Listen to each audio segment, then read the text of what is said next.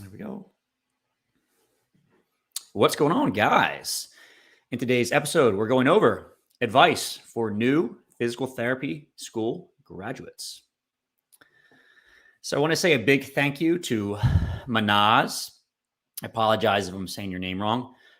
She sent over a lot of very, very good questions. Actually, probably too many questions to cover. I'm going to try to go through these as much as possible. Today's topic is going to be all centered around new grads and some of the concerns and direction and that type of thing that new grads might be kind of experiencing. And I'm just going to go through Manaz's questions, try to answer them as good as I can. But before we get going, I want to let you know about the Fitness Pain-Free Mini Course. I always want to talk about that. It's a free resource for you guys. And it goes over 4 basic lessons. So how traditional schooling has failed us. Again, I love PT school. Didn't teach me how to be an expert working in strength and fitness. The mini course is going to help you, start beginning along that pathway, right? We also go over 7 reasons why people get hurt in the gym. If you don't know why folks are getting hurt in the gym, it's going to be a little bit challenging to get them back in the gym. And also, if you want to try to prevent future injury, obviously it's going to be hard if you don't know how those injuries occurred in the first place. Then we go over 4 simple steps to getting your clients out of pain. Rehab sometimes seems really complicated. It doesn't have to be, especially for folks who are already active working out. Okay. We don't have to change things much, but you do not have these couple easy steps to go through to help out your patients get back to the gym. And lastly, how to build the career of your dreams and earn the respect of your community. So most folks, the reason why they're doing physical therapy and learning and improving their own skills is, yeah, they like to learn, they like to grow, but it's because they want to have the respect of a given community. You want to be admired, right? You want to do a great job so other people actually see the value in what you do. So I'll teach you how to go about doing that, okay? The other thing I wanted to say, and I have all these slides out of order, so I apologize, is that I have my Fitness Pain-Free certification opening for enrollment in 2 weeks. So this is by far the largest course and program that I offer. If you want the absolute deepest dive you can get from me, I recommend going through the Fitness Pain-Free certification. It's open for enrollment 4 times per year, and then it's closed. You can't sign up for it. It actually opens in 2 weeks. If you sign up for the mini course, you're going to have early access to the certification, save $300. So I highly recommend jumping on that if you haven't already. And anyway, let's see if I can figure out how to get the slides ready for the show today. All right, good. So we have a lot of good questions from Manaz. I'm going to try to read them and go through them as best I can. If you guys have any questions or comments, leave them in the comment section. I'll get to them at the end of this. All right. But the first question I have is, as a fresh graduate, most of the students may still feel stuck not knowing if they should keep up with upcoming research or relearn what they learned back in school. How do you balance both elements? So I think the question is, maybe you have some patience and you have some questions. How do I best treat them? Should I go back to what I learned in school, or do I actually just go on to PubMed.com and start looking around on research articles, figure out the best way to treat these folks, right? And I actually think it's going to be a combination of both. One of the reasons why you go to PT school is because they hopefully consolidate all this learning to give you the most up-to-date evidence on how to treat these folks, right? So I would say, don't feel like you shouldn't use information you learned at school. You paid $150,000 in order to acquire all that knowledge. I would definitely go back and utilize that information. If you feel like you had a particularly bad class and the information you received was poor, then maybe you need to go about finding some additional resources. But I feel like for the majority of universities, especially the ones that I've worked with, have been good. So yeah, if you have a patient that comes in that has an ankle sprain injury and you felt like you had a robust class about ankle sprain injuries, I would utilize information, go back and review it, and then utilize that with your patient, right? I think the thing that I wasn't prepared for as a new grad was just that there's such a huge variety of patients that you end up seeing as a physical therapist. So a good example was when I first started working, I would have, let's say, 12 patients in a given day. They would all have different diagnoses, right? And you'd have all different types of surgeries. And a lot of these surgeries, especially, I had no idea what they were, right? So when I would start my evaluation with a patient, we were reading through this person's background and the surgery they had and the post-op report, and I'm like scratching my head. It's like, that's the first time I'm seeing this. And, I would kind of hope that I wasn't hurting them during that first visit. And then later on, I'd just go home and I'd research the heck out of that surgery, right? And I think that's very, very useful. because you end up obviously learning how to best treat that patient. And the patient's going to appreciate that, obviously, because you're doing the extra learning. You look like more of an expert. It's really a win-win situation. But in that scenario, you may not have gotten that information in school, right? A couple weird surgery I've seen recently are TTOs, HTOs. Like, I didn't learn about any of those surgeries in school. And once I started seeing them, I really had to go into the literature to see what was going on, figure out what the surgery actually was, see if there's any kind of protocols that are better than others, and really communicate with the surgeons and learn more and more, just so I can kind of best treat the people that are in front of me. So to answer your question, yes, definitely refer back to your notes, especially if you felt like you had good class and it was robust. But if there's more knowledge you feel like you need, then obviously you have to go to another source. I always think it's fine if you have a new patient that comes in to go look online and see if there's any new research or ideas that can help out with that patient. But sometimes you get a bit overwhelmed. So don't feel bad if you don't do research on every single patient, but there's something you don't know about, and you probably do need to go and at least check it out so you can give some good care to that individual.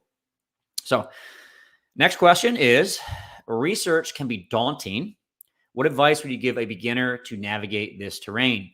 And I agree with you. When I was a new grad, I had a problem with learning, and I tell folks that I was addicted to learning. It sounds like a pretty good addiction to have, right? It's not necessarily a bad one. There's certainly worse addictions out there.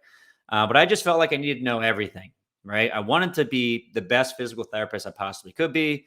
And for whatever reason, I got stuck into this pathway of always trying to learn as much as I can all the time, never feeling like I was smart enough, right? Always wanting to acquire as much information as possible. That's not necessarily a bad thing. And there's another question a little bit later that may kind of get into the psychology of this. What ends up happening is that you're just learning random things all the time. I'd consume more information, consume more information, consume more information. And what I found over the course of time is that I was just forgetting things. And books that I have read, I'd read an entire book, and then I'd look back and say, what did I learn from that book? And it'd be like nothing. And that's not good, right? I think the reason why you're trying to learn is largely so you can do better as a physical therapist. Obviously, if that's your goal, you want to treat your patients as best as possible. You want to provide evidence-based care. You want your patients to have a phenomenal experience, right?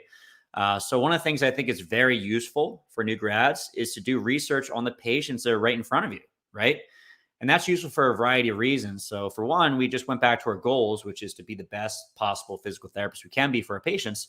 If we are reviewing the literature on the patients that we see in front of us, that's very, very specific to the patients we're seeing, right? The other piece is, from a learning perspective, this is phenomenal, right? And it's unfortunate, but I can't tell you the amount of information I've forgotten throughout the course of my life, especially throughout PT school. It's crazy how much I've forgotten, right? And I think that's just an aspect of human nature. Brains are constantly turning over information, right? Figuring out what's kind of outdated, what we don't need anymore, and what we kind of need to hang on to, right? So from a learning perspective, we're constantly forgetting things, and that stinks. But if you're learning something and then immediately applying it and fine tuning it with the patients you're seeing currently, that's actually very helpful from a learning experience, right? So once you graduate, what research you look over, the research is immediately applicable to the patients that are right in front of you, okay?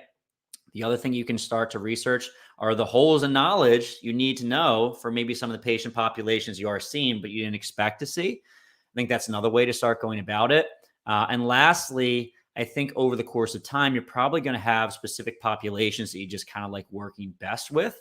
For me, it's fitness, right? And what do you see most injury-wise in fitness, especially strength sport kind of fitness?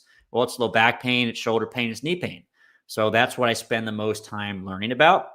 If you guys want kind of an in-depth podcast episode where I talk about how I go through literature and how I do my continuing education for myself, I've actually done 2 podcasts.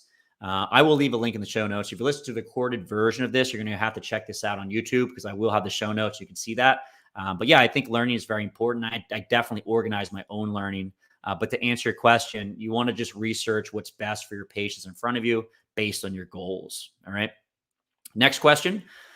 Most graduates may feel inadequate in terms of the knowledge they have. What advice would you give them that will help them come with the inadequacy of knowledge? Okay, so how do you solve this problem? You don't feel adequate, right? You have that imposter syndrome. I have this doctorate in physical therapy. I'm supposed to help this patient in front of me. I don't have the experience. I feel like I'm not going to be able to help them, right? Super common question. One of the things I tell my students at Champion, right, when they are a student and also when they first graduate, is you can't expect to be good in the beginning, right? It's just not going to happen. I'm going to use an analogy in my own life. So currently I'm doing Brazilian Jiu-Jitsu. I like it. I haven't done it in a long time. Coming back again, I stink at it, right? That makes sense. Like you can't expect to start anything, right? The first time doing something, expect to be like a champion. Like that doesn't make any sense whatsoever. So once you start, expect to be bad because you're going to be bad. You just started. It doesn't make any sense. Like if you started your physical therapy career and you're an all-star and you're as good as someone that had 10, 20, 30 years experience, it would make no sense whatsoever. Okay. So I think that's the first thing to kind of, put in your brain. The other thing I think is that you're going to gain confidence as you gain more exposures and experience, right? This confidence actually comes with accumulation of skill over the course of time. Another jiu-jitsu reference, but one of my favorite coaches, his name is John Danaher. He's just a very famous jiu-jitsu coach. He talks a lot about confidence and confidence with his athletes. And, the way he builds confidence for his athletes is he has them acquire all the skills needed in order to win, right? So when you're training, if you're beating everyone around you and you're going to all the local competitions, you're beating everyone around you, and then you're continuing to train with some of the best people in the world, and you're beating all of them, you're going to have the skills and the confidence needed to do extremely well, right? So if you have a patient population, you have zero experience, right? And you have zero knowledge, of course, you're going to have terrible confidence, okay? So what you can control is your ability to get better, learn more, continue seeing these people over and over and over again and become obsessive about getting better. And at the end of the day, your confidence is going to be phenomenal if you actually do that. But again, if you think you're going to have great confidence when you first start, that's unreasonable, right? You shouldn't have good confidence because you're not good. You haven't accumulated those skills over the course of time, right? So keep learning, keep doing, and just kind of rest in the knowledge that over the course of time, you will gain that confidence because you actually are getting better, acquiring those skills, right? So next question here. What advice you wish someone gave you as a new grad? And I was thinking about this one a little bit before I started the show. There's a lot of good ones. I think one of the first would be to be a little bit more open-minded. This one's challenging. I personally, and I know there's a lot of other new grads that are like this, I was a bit stubborn when I first started. So I had several years of strength conditioning knowledge, and I was super hungry to learn, crazy hungry. I know you guys have probably seen some of your colleagues or other students that have this. Maybe this is kind of you that you're listening to this right now. You want to learn as much as possible. And because of that, you may know a little bit more than some of your professors. Like maybe you're really, really good at strength conditioning and they don't have any knowledge of that. Maybe you're quoting these research studies and these authors and you've gone to these seminars and some of your professors have never even heard of this information, right? Super hungry to learn. And I think because of that, you become a little bit closed-minded and you're like, I know everything. And, the information that's coming from these older folks that don't know about what I know is not relevant or good. And I wish someone kind of told me in the beginning that, you're new, you don't know what you're talking about. And you want to try to gain information from everyone around you, right? Be more open-minded to other ways of thinking, right? Not thinking that you are the best. It's the whole Dunning-Kruger effect. So when you learn a little bit, you feel like you know a lot. Once you learn a lot, you know that you know very little, okay? And that certainly happens once you get started in your career. Once you learn a little bit, you feel like you're the best. You're not. Even after 20 years, you're not the best. And once you're 20 years out, you start to realize there's so much we don't know, right? So that was a big one. And the second one, and I had gotten this advice, and I did follow it to a point, but I don't feel like I fully accepted it, was to get mentors and then really listen to what they say, right? So for me, from a business perspective, I sought out a lot of different mentors, not just from a business perspective, also from a physical therapy perspective. I had all sorts of mentors. So mentors for manual therapies, mentors for research, mentors from a coaching perspective, mentors for personal finance, mentors for running your own business, mentors for, digital marketing within business. I chose a lot. But I think the problem with me is I didn't always follow through with their advice, right? The information would come to my ears and I'd be like a little skeptical. I don't know. I'm not sure if that's the right way to go.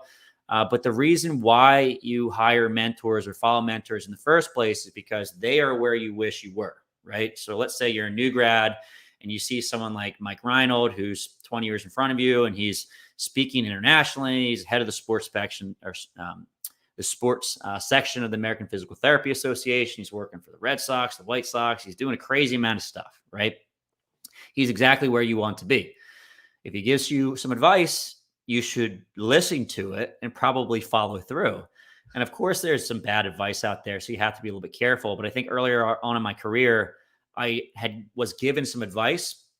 And I was like, I don't know if that's really right. I'm not going to do it. And then 5-10 years later, I'm like, I should have taken that advice because now I am, and it's making a big difference. So seek out mentors. Obviously, that's a big one, but then follow through what they say, especially if they're where you want to be, right? Their knowledge is basically a fast track to where you want to be over the course of time, and just like a tremendous wealth, right? So that's a big one. Next question. What are the most crucial skills a freshly graduated physical therapist should know? This one's actually really tough, and I'm going to have a hard time answering it, I think, because it's all going to be important. And, it's a crash course. You get started with physical therapy, and you're basically hit with a landslide of different people, different problems, challenges with communication, challenges with insurance, challenges with, being able to communicate effectively with your colleagues, your bosses, finances. It just hits you like a truck, right? And to say that there's like one thing that's more important than everything else, I don't think that's necessarily true. If there's one thing that I think is important, it's to be patient, right? And as these problems pop up, just try your best to learn and grow and improve, right? Because there's going to be a lot of different, problems that you're faced with. And I think over the course of time, the challenge is not getting frustrated and continuing to grow, right? I think one of the issues that happens that some, especially student PTs and new grads, don't want to have is largely you don't want to be that physical therapist that just kind of comes in and punches the clock and never learns and is practicing outdated methods that were popular in the 80s that we know research has been disproving for the past 20 or 30 years, right? We don't want to become that dinosaur of a physical therapist. And I think one of the reasons why this happens is because after a certain period of time, physical therapists stop growing, right? And I know this is the case because as things continue to advance, especially within my own life, and it's not just with physical therapy, it's a lot of, let's say, technology is a good example. I run an online business and I have to market digitally in a social media world that's changing every few weeks, even daily, things are changing. And if I don't stay on top of this, I basically fall behind, right? AI is coming out, the algorithm changing with social media. There's constantly more research coming out. If I don't stay on top of this, I'm falling behind. So I think a big skill, to garner over the course of time is to be good at problem solving and continuing to grow and trying your best not to get frustrated over the course of time and staying patient. All right. And maybe that's not the advice you would like to hear. Maybe you'd like to hear do physical or do like manual therapies, but it's all important. You just got to stay patient, right? Over the course of time and continue to grow. All right. Last one. How do you find the balance between the joy of helping people, getting creative with rehab, but also not getting overwhelmed? Okay. So yeah, this is tough. And I think this basically, I can always speak to my own experience, right? And then also, the folks around me and what they've said. I think the challenge is, and this is mostly in orthopedics, a lot of orthopedic practices are a little bit of a mill, right? There's lots and lots of patients coming in. You don't have a ton of time to work with them, right? And I think largely there's a dislike of these mills, right, in physical therapy. I honestly feel that that's not fair to say. Growing up, I worked with my dad, and one of the things my dad taught me is that work is work. It just has to get done, right? You don't always like it. And I think when it comes to physical therapy, we somehow got this idea that you should be able to practice exactly how you want to. But at the end of the day, people need help, and insurance companies are only kind of willing to pay a certain amount, right? And I think as a physical therapist, it's largely your job to work within the confines of that. The other piece is that I didn't like that. So what did I do? I moved to a cash-based practice, and quite simply, I don't have to do that anymore. Okay. So that was my personal solution. But initially I worked in kind of a mill place. It wasn't that bad, right? I actually really liked my first job. Didn't think it was crazy in terms of the amount of patients I saw. I saw a patient every 30 minutes, largely 30-minute evals. Sometimes they go to 60 minutes for an eval. It wasn't the most ideal thing in the world. And sometimes I'd have 3 or 4 patients going at the same time. Sometimes there'd be double books. That'd be hard to do. But I think for me, it was always fun to try to challenge my patients and challenge myself to kind of give them good care, right? I was always having a great time as a physical therapist, being creative. So maybe that's what kept me motivated. I was doing a lot of learning, trying to apply everything I learned over the course of time.